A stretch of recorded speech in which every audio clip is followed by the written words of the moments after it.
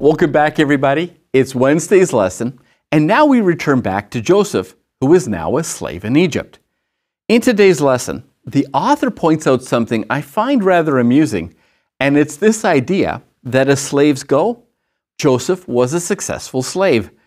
And I'm thinking to myself, when was the last time you heard of those two words, slave and successful, being used in the same sentence? And yet, here we have Joseph, and as slaves go, he's successful. Joseph had what you might call the Midas touch. Well, you might remember the story of King Midas, who when he touched something, that thing, well, it turned into gold. In this story, we're told that everything Joseph touched was a success. I mean, how would you like it if every time you did something, it was a huge success? Just think about how amazing that would be. Well, some of us might be tempted to let our heads swell just a little and say, am I good or what? But Joseph, he understood that everything he touched succeeded because God touched it first. In other words, Joseph didn't let it go to his head. It did, however, turn some heads, and one of those heads belonged to Potiphar's wife. She was drawn not only to Joseph's success, but she was also drawn to his rugged good looks. Now, fast forward in this story, and one day, Joseph finds himself alone in the house with Potiphar's wife.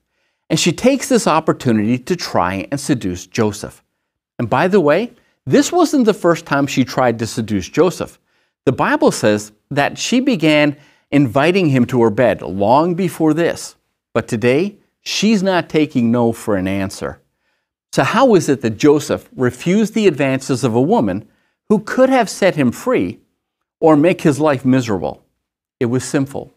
Joseph was done with lies and deception. He had seen firsthand the pain that adultery, rape, deception, and lies could produce. But more than that, he knew that a sin against Potiphar was also a sin against God. Why? Because Potiphar was also made in the image of God, and as such, you can't sin against another person made in the image of God without sinning against God himself. You see, God takes it personally when we sin against another person made in his image. Joseph knew this, and for him, nothing in his life was more important than his relationship with God. And this relationship would follow Joseph into prison and eventually into the throne room of Pharaoh himself. And that's for tomorrow's lesson.